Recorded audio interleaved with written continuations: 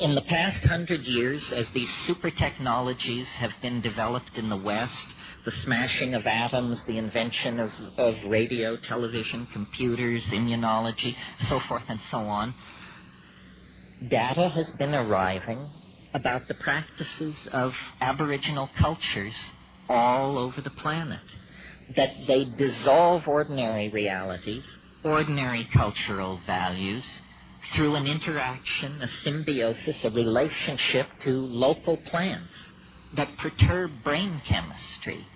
And in this domain of perturbed brain chemistry, the cultural operating system is wiped clean. And something older, even for these people, something older, more vitalistic, more in touch with the animal soul, replaces it, replaces the cultural operating system. Something not determined by history and geography, but something writ in the language of the flesh itself. This is who you are. This is true nakedness. You are not naked when you take off your clothes. You still wear your religious assumptions, your prejudices, your fears, your illusions, your delusions. When you shed the cultural operating system, then essentially you stand naked before the inspection of your own psyche. Desmond Morris called it the naked ape. And it's from that position, a position outside the cultural operating system, that we can begin to ask real questions about what does it mean to be human, what kind of circumstance are we caught in, and what kind of structures, if any, can we put in place to assuage the pain and accentuate the glory and the wonder that lurks waiting for us in this very narrow slice of time between the birth canal and the yawning grave. In other words, we have to return to first premises.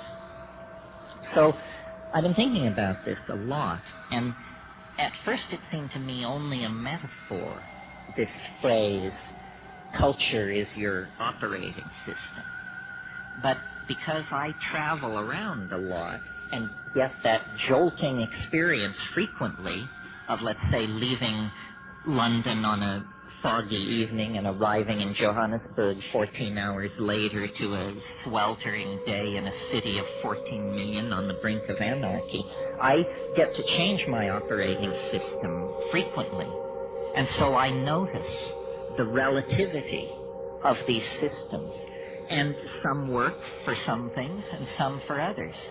For instance, if you are a positivist, if you're running positivism 4.0, you can't support UFOs. Positivism 4.0 does not support UFOs. If, on the other hand, you're running your Rancha book 5.1 as your operating system, UFOs and a number of other things can get in through the door. That is what we would technically say is a more tolerant operating system, or its plug-in support special effects denied the positivist. Well, it's fun to think this way because it shows you that you don't have to be the victim of your culture. It's not like your eye color or your height or your gender. It's fragile. It can be remade if you wish it to be. And then the question is, well, how does one download a new operating system? Well, first of all, you have to clear some space on your disk. The best way to do this is probably with a pharmacological agent. You think of some while I have a drink of water.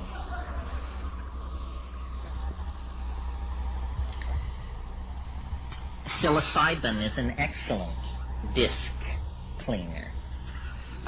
You can put a lot of things in the trash and have them just disappear with a psilocybin upgrade. Other pharmacological agents that will clear your disk are ayahuasca.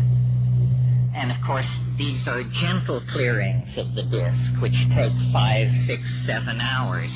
If you're in a hurry to dump that old data and leap right into the new operating system, click on the button marked dimethyltryptamine.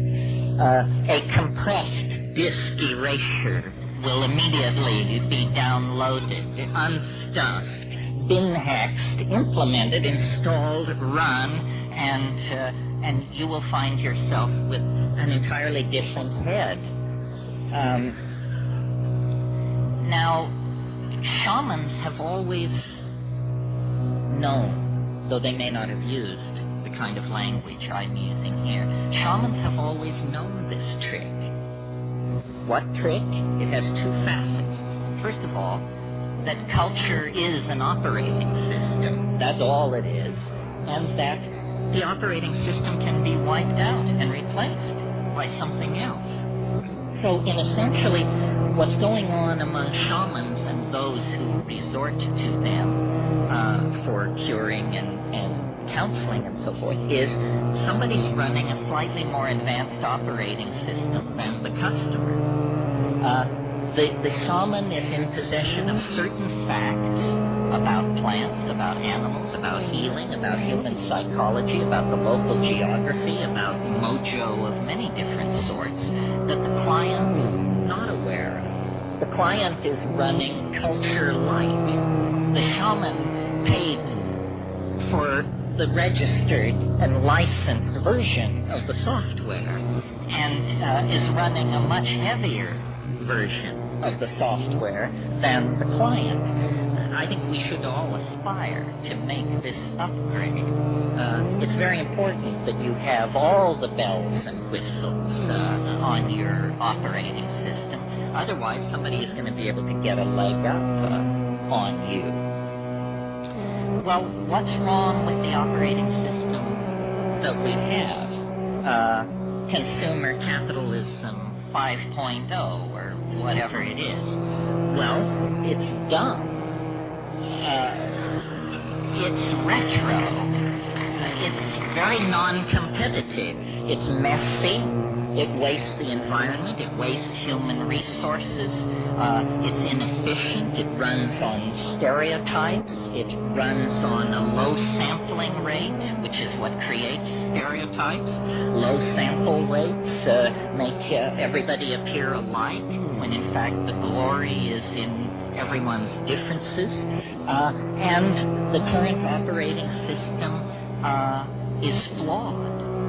It actually has bugs in it that generate contradictions. Contradictions such as we're cutting the earth from beneath our own feet. We're poisoning the atmosphere that we breathe. This is not intelligent behavior.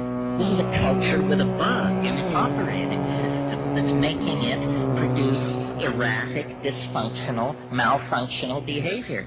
Time to call a tech. And who are the techs? The shamans are the techs.